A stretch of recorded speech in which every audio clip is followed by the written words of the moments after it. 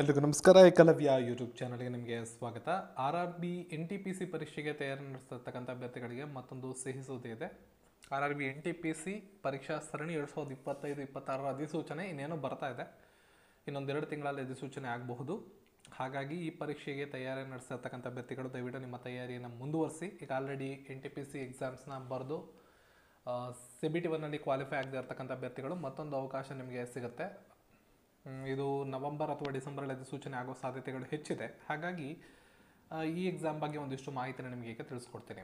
ಇನ್ನು ಈ ಪರೀಕ್ಷೆಗೆ ತಯಾರಿ ನಡೆಸುವಂಥ ಅಭ್ಯರ್ಥಿಗಳು ದಯವಿಟ್ಟು ಈ ವಿಡಿಯೋದ ಡಿಸ್ಕ್ರಿಪ್ಷನಲ್ಲಿ ನಮ್ಮ ರೋಸರ್ ಪೇ ಲಿಂಕ್ ಇರುತ್ತೆ. ಅಲ್ಲಿ ನಿಮ್ಮ 2025ರಲ್ಲಿ ನಡೆದಿರುವಂತಹ NTPCಯ ಗ್ರ್ಯಾಜುಯೇಟ್ ಮತ್ತು ಅಂಡರ್ ಗ್ರ್ಯಾಜುಯೇಟ್ನ 73 ಕ್ವಶನ್ ಪೇಪರ್ಸ್ ನಿಮಗೆ ಅಫಿಷಿಯಲ್ ಕ್ವಶನ್ ಪೇಪರ್ಸ್ ಸಿಗ್ತವೆ. ಪರ್ಚೇಸ್ ಮಾಡಿಕೊಂಡು ಈ ಎಕ್ಸಾಮ್ನ 2025ರಲ್ಲಿ ಯಾವ ರೀತಿ ಪ್ರಶ್ನೆ ಪತ್ರಿಕೆ ಬಂದಿತ್ತು ಅನ್ನೋದನ್ನು ದಯವಿಟ್ಟು ನೋಡ್ಕೊಳ್ಳಿ. ಇದರಿಂದ ಮುಂದೆ ಬರುವಂತಹ ಪರೀಕ್ಷೆಗೆ ತಯಾರಿ ಮಾಡ್ಕೊಳ್ಳೋದಕ್ಕೆ ಅನುಕೂಲ ಆಗುತ್ತೆ. ಹೆಚ್ಚಿನ ಮಾಹಿತಿಗೆ ಕಾಮೆಂಟ್ ಸೆಕ್ಷನ್ ಕೂಡ ಚೆಕ್ ಮಾಡ್ಬೋದು. ಮೊದಲನೇದು, ರೈಲ್ವೆ ರಿಕ್ರೂಟ್ಮೆಂಟ್ ಬೋರ್ಡ್ 2025-26ರಲ್ಲಿ ಬರುವಂಥ ಹುದ್ದೆಗಳು 2024ಕ್ಕೆ ಹೋಲಿಸಿದ್ರೆ ಮತ್ತೆ ಕಡಿಮೆ ಆಗಿದೆ. ಗ್ರ್ಯಾಜುಯೇಟ್ ಪದವೀಧರರಿಗೆ 5817 ಮತ್ತು ಅಂಡರ್ ಗ್ರ್ಯಾಜುಯೇಟ್ PUC ಮಾಡಿದಂಥ ಅಭ್ಯರ್ಥಿಗಳಿಗೆ ಅಥವಾ SSLC ಮೇಲೆ ಕೊಡುವಂತಹ ಹುದ್ದೆಗಳಿಗೆ ಸಂಬಂಧಪಟ್ಟಂಗೆ 3058 ಹುದ್ದೆಗಳಿರ್ತವೆ. ಸೊ ಆ್ಯಸ್ ಯೂಶುವಲ್ ಸೇಮ್ ಎಲ್ಲ ಹೆಚ್ಚು ಕಮ್ಮಿ ಯಾವುದೂ ಇರೋದಿಲ್ಲ. ಉದ್ಯೋಗಾವಕಾಶ ಅಂತ ಬಂದಾಗ ಪೋಸ್ಟ್ಗಳು ಸ್ವಲ್ಪ ಕಡಿಮೆ ಆಗಿದೆ. ಇದು ಆಲ್ ಓವರ್ ಇಂಡಿಯಾ ಪೋಸ್ಟು ಮತ್ತು ಡಿಸ್ಟ್ರಿಬ್ಯೂಷನ್ ಆಗುತ್ತೆ. ಅಫಿಷಿಯಲ್ ನೋಟಿಫಿಕೇಶನ್ ಬಂದಾಗ ಯಾವ್ಯಾವ ಝೋನ್ಗೆ ಎಷ್ಟು ಬಂದಿದೆ ಅನ್ನೋದನ್ನು ನೀವು ನೋಡ್ಕೋಬೋದಾಗಿರುತ್ತೆ. NTPC ಪೋಸ್ಟ್ಗಳು ಅಂತ ಬಂದಾಗ ಗ್ರ್ಯಾಜುಯೇಟಲ್ಲಿ station master, goods training manager, traffic assistant, CCTS, JAA, senior clerk cum typist ಇವೆಲ್ಲ ಬರ್ತವೆ. ಅಂಡರ್ ಗ್ರ್ಯಾಜುಯೇಟಲ್ಲಿ junior clerk cum typist, account clerk cum typist, trains clerk, commercial clerk cum typist ಇವೆಲ್ಲ ಕಂಡು ಬರ್ತವೆ. ಸೊ 12th ಮತ್ತು ಗ್ರ್ಯಾಜುಯೇಷನ್ ಆಗಿರುತ್ತೆ. Graduation ಪೋಸ್ಟ್ಗಳಿಗೆ apply ಮಾಡೋರಿಗೆ 18ರಿಂದ 36 ವರ್ಷ ಕಾಲಾವಕಾಶ ಇರುತ್ತೆ. ವಿತ್ ನಿಮ್ಮ ಸರ್ಟಿಫಿಕೇಟ್ ಮಾಡಿಸ್ಕೊಂಡ್ರೆ ನಿಮಗೆ OBC ಸರ್ಟಿಫಿಕೇಟ್ ಮತ್ತು ರಿಸರ್ವೇಷನ್ ಸರ್ಟಿಫಿಕೇಟ್ಸನ್ನು ಮಾಡಿಕೊಂಡ್ರೆ ಏಜ್ ರಿಲ್ಯಾಕ್ಸೇಷನ್ ಕೂಡ ಸಿಗುತ್ತೆ. ಅಂಡರ್ ಗ್ರ್ಯಾಜುಯೇಟ್ಸ್ಗೆ 18ರಿಂದ 33 ವರ್ಷ. CBT 1 CBT 2 ಎರಡಿಗೂ ಕಾಮನ್ ಆಗಿರ್ತಕ್ಕಂಥ ಎಕ್ಸಾಮ್ಸು. ಅದಾದಮೇಲೆ ಪೋಸ್ಟ್ಗಳಿಗೆ ಅನುಗುಣವಾಗಿ ಟೈಪಿಂಗು ಅಥವಾ ಸ್ಕಿಲ್ ಟೆಸ್ಟ್ ಇರುತ್ತೆ. ಅದಾದಮೇಲೆ ಡಾಕ್ಯುಮೆಂಟ್ ವೆರಿಫಿಕೇಷನು, ಅದಾದಮೇಲೆ ಮೆಡಿಕಲ್ ಇರುತ್ತೆ.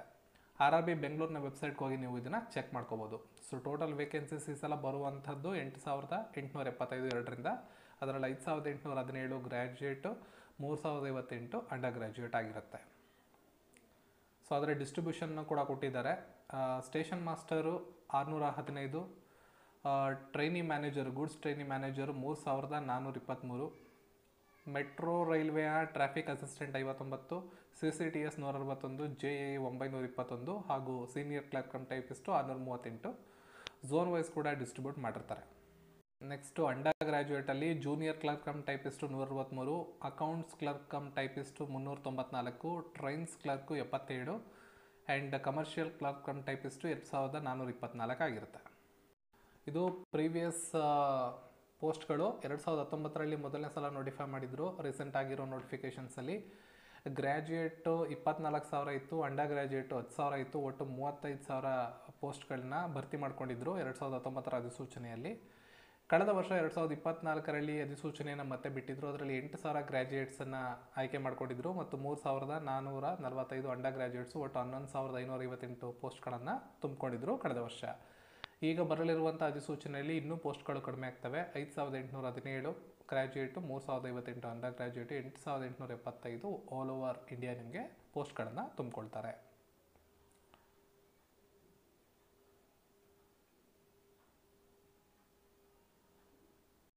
ಎಜುಕೇಷನ್ ಕ್ವಾಲಿಫಿಕೇಷನ್ನು ಗ್ರ್ಯಾಜುಯೇಟ್ ಲೆವೆಲ್ಗೆ ನೀವು ಡಿಗ್ರಿ ಮಾಡಿರಬೇಕಾಗತ್ತೆ ಒಂದು ರೆಕಗ್ನೈಸ್ಡ್ ಯೂನಿವರ್ಸಿಟಿಯಿಂದ. ಗ್ರ್ಯಾಜುಯೇಟ್ ಲೆವೆಲ್ ಮೇಲೆ ಬರುವಂಥ ಪೋಸ್ಟ್ಗಳಿಗೆಲ್ಲ ನೀವು ಅಪ್ಲೈ ಮಾಡ್ಬೋದು. ಅಂಡರ್ ಗ್ರ್ಯಾಜುಯೇಟ್ ಅಂತ ಬಂದಾಗ ನೀವು 12th ಪಾಸ್ ಆಗಿರಬೇಕಾಗತ್ತೆ ರೆಕಗ್ನೈಸ್ಡ್ ಬೋರ್ಡಿಂದ. ಕೆಲವೊಂದು ಪೋಸ್ಟ್ಗಳಿಗೆ ನಿಮಗೆ ಟೈಪಿಂಗ್ ಎಫಿಷಿಯನ್ಸಿ ಕೂಡ ಗೊತ್ತಿರಬೇಕಾಗತ್ತೆ. ಸೊ ಇಲ್ಲಿ ಯಾವ್ಯಾವ ಪೋಸ್ಟ್ಗಳಿಗೆ ಗ್ರ್ಯಾಜುಯೇಟ್ ಲೆವೆಲ್ನ ಯಾವ್ಯಾವ ಪೋಸ್ಟ್ಗಳಿಗೆ ಯಾವ್ಯಾವ ಥರ ಸೆಲೆಕ್ಷನ್ ಪ್ರೊಸೆಸ್ ಅಂತ ಇದೆ ನೀವು ನೋಡ್ಬೋದು. ಗೂಡ್ಸ್ ಟ್ರೈನಿಂಗ್ ಮ್ಯಾನೇಜರ್ಗೆ 2 ಎಕ್ಸಾಮ್ ಬರೀಬೇಕು ನೀವು, CBT 1, CBT 2. ಅದೇ ರೀತಿ commercial clerk cum senior ticket clerk ಇರೋದಲ್ಲ, ಅದಕ್ಕೂ ಕೂಡ CBT 1, CBT 2. ಮತ್ತು ಸ್ಟೇಷನ್ ಮಾಸ್ಟರ್ಗಾದರೆ CBT 1, CBT 2 ಬರೆದು CBAT ಅಂತ ಬರುತ್ತೆ, ಕಂಪ್ಯೂಟರ್ ಬೇಸ್ಡ್ ಆಪ್ಟಿಟ್ಯೂಡ್ ಟೆಸ್ಟ್. ಇದೊಂದು ಅಟೆಂಡ್ ಮಾಡಬೇಕಾಗುತ್ತೆ ಅಡಿಷನಲ್ ಆಗಿ. ಸೀನಿಯರ್ ಕ್ಲರ್ಕು ಮತ್ತು ಜೂನಿಯರ್ ಕ್ಲರ್ಕ್ ಕಮ್ ಟೈಪಿಸ್ಟ್ ಇದೆಯಲ್ಲ, ಇವೆರಡಕ್ಕೂ ಟೈಪಿಂಗ್ ಎಕ್ಸಾಮ್ ಇರುತ್ತೆ ನಿಮ್ಮ CBT2 ಆದಮೇಲೆ ಕೂಡ. ಸೇಮ್ ಅದೇ ರೀತಿ ಅಂಡರ್ ಗ್ರ್ಯಾಜುಯೇಟಲ್ಲಿ ಟ್ರೈನ್ಸ್ ಕ್ಲರ್ಕು ಮತ್ತು ಕಮರ್ಷಿಯಲ್ ಕ್ಲರ್ಕ್ ಟಿಕೆಟ್ ಕ್ಲರ್ಕಿನ ಕಮರ್ಷಿಯಲ್ ಕಮ್ ಟಿಕೆಟ್ ಕ್ಲರ್ಕ್ ಇರ್ತಾವಲ್ಲ, ಇದಕ್ಕೆ ಎಕ್ಸಾಮ್ಸ್ ಮಾತ್ರ, ಟೈಪಿಂಗ್ ಬೇಡ. ಅದಕ್ಕೆ ಜೂನಿಯರ್ ಕ್ಲರ್ಕ್ ಮತ್ತು ಅಕೌಂಟ್ಸ್ ಕ್ಲರ್ಕ್ ಇವೆರಡಕ್ಕೂ ಕೂಡ ಟೈಪಿಂಗ್ ಸ್ಕಿಲ್ ಇರಬೇಕಾಗುತ್ತೆ. ಪ್ಯಾಟ್ರನ್ ನಿಮ್ಗೆ ಆಲ್ರೆಡಿ ಗೊತ್ತಿಲ್ಲದೆ ಇರೋರು ನೋಡ್ಕೊಳ್ಳಿ, ಎಕ್ಸಾಮ್ ಆಲ್ರೆಡಿ ಬರೆದಿರ್ತಕ್ಕಂಥವ್ರಿಗೆ ಐಡಿಯಾ ಇರುತ್ತೆ. CBT1 ಬಂದುಬಿಟ್ಟು 40 ಕ್ವಶನ್ಸು ಜನರಲ್ ಅವೇರ್ನೆಸ್ ಇರುತ್ತೆ. ಮ್ಯಾಥಮೆಟಿಕ್ಸು 30 ಕ್ವಶನ್ಸು, ರೀಸನಿಂಗ್ 30 ಕ್ವಶನ್ಸು, ಒಟ್ಟು 100 ಪ್ರಶ್ನೆಗಳು, 90 ಅಂಕಗಳು, 90 ನಿಮಿಷಗಳ ಕಾಲಾವಕಾಶ, 100 ಅಂಕಗಳು, 1/3 ನೆಗೆಟಿವ್ ಮಾರ್ಕಿಂಗ್ ಇರುತ್ತೆ. CBT2 ಬಂದರೆ 50 ಪ್ರಶ್ನೆಗಳು ಜನರಲ್ ಸ್ಟಡೀಸಿಂದ ಇರುತ್ತೆ, ಜನರಲ್ ಅವೇರ್ನೆಸ್ಸಿಂದ. ಮ್ಯಾಥಮೆಟಿಕ್ಸ್ 35, ರೀಸನಿಂಗ್ 35, 120 ಅಂಕಗಳಿಗೆ ಎಕ್ಸಾಮ್ ಇರುತ್ತೆ, 90 ನಿಮಿಷ ಕಾಲಾವಕಾಶ, 1/3 ನೆಗೆಟಿವ್ ಮಾರ್ಕಿಂಗ್ ಇರುತ್ತೆ. ಸಿಲೆಬಸ್ ಬಗ್ಗೆ ಆಲ್ರೆಡಿ ನಾನು ನಿಮಗೆ ಹೇಳಿದ್ದೀನಿ. ಪ್ರೀವಿಯಸ್ ಕಳೆದ ವರ್ಷದ ನೋಟಿಫಿಕೇಷನ್ನ ಡೌನ್ಲೋಡ್ ಮಾಡಿಕೊಂಡ್ರೆ ನಿಮಗೆಲ್ಲ ಮಾಹಿತಿ ಇರುತ್ತೆ. ಲಾಸ್ಟ್ ಇಯರ್ದು NTPCದು ನೋಟಿಫಿಕೇಷನ್ನ ಡೌನ್ಲೋಡ್ ಮಾಡ್ಕೊಳ್ಳಿ. ಕಂಪ್ಲೀಟ್ ಎಲ್ಲ ಪ್ರೊಸೀಜರು ಸೇಮೇ, ಏನು ವ್ಯತ್ಯಾಸ ಇರೋದಿಲ್ಲ. ಸಿಲೆಬಸ್ ಎಲ್ಲ ಅದರಲ್ಲೇ ಕಂಪ್ಲೀಟ್ ಆಗಿರುತ್ತೆ. ಅಥವಾ ಈ ವಿಡಿಯೋದ ಡಿಸ್ಕ್ರಿಪ್ಷನಲ್ಲಿ ಟೆಲಿಗ್ರಾಮ್ ನಂಬರ್ ಇದೆ, ಟೆಲಿಗ್ರಾಮಲ್ಲಿ ಬಂದು ನೀವು ಕಾಂಟ್ಯಾಕ್ಟ್ ಮಾಡ್ಬೋದು. ಅಲ್ಲಿ ಕೂಡ ಸಿಲೆಬಸ್ ನಿಮಗೆ ಸಿಗ್ತಾ ಹೋಗುತ್ತೆ. ಓಕೆ, ಸ್ಯಾಲ್ರಿ ಸ್ಕೇಲ್ ಬಂದ್ಬಿಟ್ಟು ನಿಮಗೆ ಗ್ರ್ಯಾಜುಯೇಟ್ ಲೆವೆಲ್ ಏನಿದೆ ಇದರಲ್ಲಿ ಹೈಯೆಸ್ಟು 29,200ರಿಂದ 35,400 ತನಕ ಇರುತ್ತೆ. ಬೇಸಿಕ್ ಇದೆಲ್ಲ. ಅದಾದಮೇಲೆ ನಿಮಗೆ ಬೈ ಹ್ಯಾಂಡ್ ಸ್ಯಾಲ್ರಿ ಜಾಸ್ತಿ ಇರುತ್ತೆ. ಇದು ಬೇಸಿಕ್ ಸ್ಯಾಲ್ರಿನ ಹೇಳ್ತಿರೋದು. ಅಂಡರ್ ಗ್ರ್ಯಾಜುಯೇಟ್ ಅಂತ ಬಂದರೆ ಮಿನಿಮಮ್ 20,000, 19,900 ರೂಪಾಯಿ ಲೆವೆಲ್ 2 ಅಲ್ಲಿ ನಿಮಗೆ ಬೇಸಿಕ್ ಸ್ಯಾಲ್ರಿ ಇರುತ್ತೆ. ಕಟ್ ಆಫ್ ಮಾರ್ಕ್ಸು ಬೆಂಗಳೂರಿನ ಅಭ್ಯರ್ಥಿಗಳು ನೋಡಿಕೊಂಡ್ರೆ ಈ ವರ್ಷದ ಕಟ್ ಆಫನ್ನು ಕೂಡ ನೀವು ಗಮನದಲ್ಲಿ ಇಟ್ಕೊಂಡಿರ್ಬೋದು. ಈ ರೀಸೆಂಟಾಗಿ ಕಟ್ ಆಫ್ ಎಷ್ಟು ಬಂದಿದೆ ಅನ್ನೋದನ್ನು ಅಫಿಷಿಯಲ್ ಸೈಟಲ್ಲಿ ನೀವು ಚೆಕ್ ಮಾಡ್ಕೊಳ್ಳಿ. ಇದೊಂದು ಅಂದಾಜಿನ ಕಟ್ ಆಫು. ಬೆಂಗಳೂರಿನಲ್ಲಿ ಕಳೆದ ಬಾರಿ 2019 ನೋಟಿಫೈ ಆಗಿತ್ತಲ್ಲ, ಅದರದ್ದೊಂದು ಸ್ಟ್ಯಾಟ್ಸನ್ನು ಇಲ್ಲಿ ಕೊಡಲಾಗಿದೆ. ಆನ್ ಅವರೇಜ್ ನೀವು ಇಷ್ಟು ಸ್ಕೋರ್ ಮಾಡಬೇಕಾಗುತ್ತೆ. Category wise ನೋಡ್ಕೊಂಡಿರಿ. ಕಾಂಪಿಟೇಷನ್ನು ಆವಾಗ ಪೋಸ್ಟ್ಗಳು ಹೆಚ್ಚಿತ್ತು, ಕಟ್ ಆಫು ಈ ರೇಂಜಲ್ಲಿ ಬಿದ್ದಿತ್ತು. ಈ ಸರಿಯ ಕಟ್ ಆಫನ್ನು ಒಂದ್ಸಲ ಚೆಕ್ ಮಾಡ್ಕೊಳ್ಳಿ. ಅಫಿಷಿಯಲ್ ವೆಬ್ಸೈಟಲ್ಲಿ ಹೋಗಿ ನೀವು ಚೆಕ್ ಮಾಡಿಕೊಂಡ್ರೆ ಈ ಸಲಿಯ ಕಟ್ ಆಫು ಯಾವ ಪೋಸ್ಟ್ಗೆ ಎಷ್ಟೆಷ್ಟು ಬಿದ್ದಿತ್ತು ಅನ್ನೋದ್ರ ಕೂಡ ಕೊಟ್ಟಿದ್ದಾರೆ. ಅದರ ಅವರೇಜ್ ತೊಗೊಂಡು ನೋಡ್ಕೊಂಡಿರಿ. ಅಷ್ಟು ಕಟ್ ಆಫು ಬೇಕಾಗುತ್ತೆ. OBC ಕ್ಯಾಟಗರಿಲಿದ್ದರೆ ನೀವು 65+ಇಂದ 70 ತನಕ ನೀವು ಮಿನಿಮಮ್ ಸ್ಕೋರ್ ಮಾಡಲೇಬೇಕಾಗುತ್ತೆ.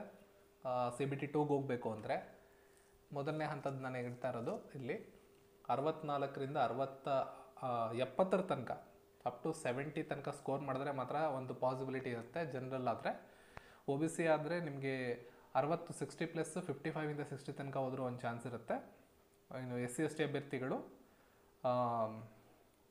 It varies. ಸ್ಕೋರ್ಗಳನ್ನು ನೋಡ್ಕೊಂಡಿರಿ. ಇಲ್ಲಿರೋದು ಸ್ಟ್ಯಾಟ್ಸು 2019 ಸ್ಟ್ಯಾಟ್ಸು. ರೀಸೆಂಟ್ ಸ್ಟ್ಯಾಟ್ಸನ್ನು ಒಂದು ಸಲ ಚೆಕ್ ಮಾಡ್ಕೊಳ್ಳಿ, ಕಟ್ ಆಫ್ ಎಷ್ಟು ಆಗುತ್ತೆ ಅಂತ. ಇದನ್ನು ಒಂದು ಸತಿ ನೋಡ್ಕೊಂಡಿರಿ. ನಿಮ್ಗೆ ಇನ್ನೇನಾದ್ರು ಡೌಟ್ ಇದ್ದರೂ ಕಾಮೆಂಟ್ ಸೆಕ್ಷನಲ್ಲಿ ಮೆನ್ಷನ್ ಮಾಡಿ, ನಾನು ಆನ್ಸರ್ಸ್ ಮಾಡ್ತಾ ಹೋಗ್ತೀನಿ. ಈ ವಿಡಿಯೋದ ಡಿಸ್ಕ್ರಿಪ್ಷನಲ್ಲಿ ನಮ್ಮ ಟೆಲಿಗ್ರಾಮ್ ನಂಬರ್ ಇದೆ, ಕಾಂಟ್ಯಾಕ್ಟ್ ಮಾಡಿ ಟೆಲಿಗ್ರಾಮಿಗೆ ಜಾಯ್ನ್ ಆಗ್ಬೋದು. ಹಾಗೆ ಕ್ವಶನ್ ಪೇಪರ್ಸನ್ನು ಪರ್ಚೇಸ್ ಮಾಡಿಕೊಂಡು ಈ ಒಂದು ಪರೀಕ್ಷಾ ತಯಾರಿಯನ್ನು ಶುರು ಮಾಡಿ. ಯಾಕೆಂದರೆ ಯಾವುದೇ ಪರೀಕ್ಷೆಯನ್ನು ಶುರು ಮಾಡಬೇಕಾದ್ರೆ ಅದರ ಪ್ರೀವಿಯಸ್ ಇಯರ್ ಕ್ವಶನ್ ಪೇಪರ್ಸನ್ನು ನೋಡ್ಕೋಬೇಕು. ಅಲ್ಲಿ ನೋಡಿಕೊಂಡಾಗ ನಮಗೆ ಕ್ವಶನ್ಸ್ ಯಾವ ರೀತಿ ಬರ್ತವೆ ಅನ್ನೋ ಐಡಿಯಾ ಸಿಗುತ್ತೆ.